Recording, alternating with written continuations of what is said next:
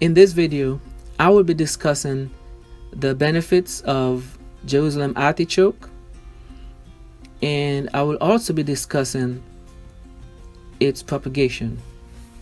Now, the Jerusalem artichoke is also referred to the sunroot, sunchoke, or earth apple. It is a species of the sunflower, but in this case, the tuber is the edible part of this plant.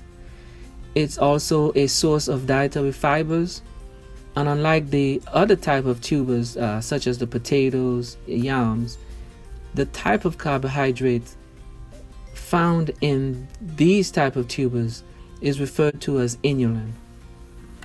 So in terms of the benefits, the Jerusalem artichoke helps in cholesterol control. It also helps to regulate the blood glucose levels.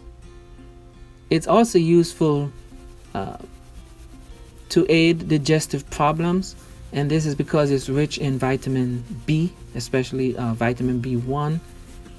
It is also useful for blood pressure control.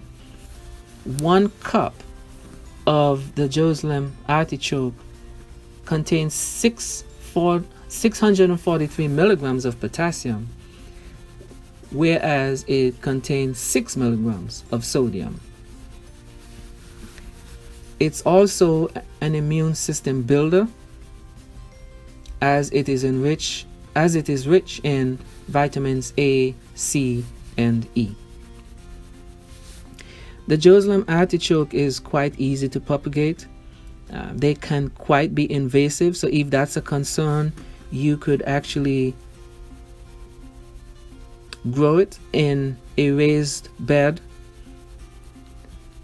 And also they grow at a very fast rate. For instance, these that I'm harvesting today, they were transplanted in June, late in June, but here now it's showing I had a significant yield, and these yield that I'm showing is only from the main root system.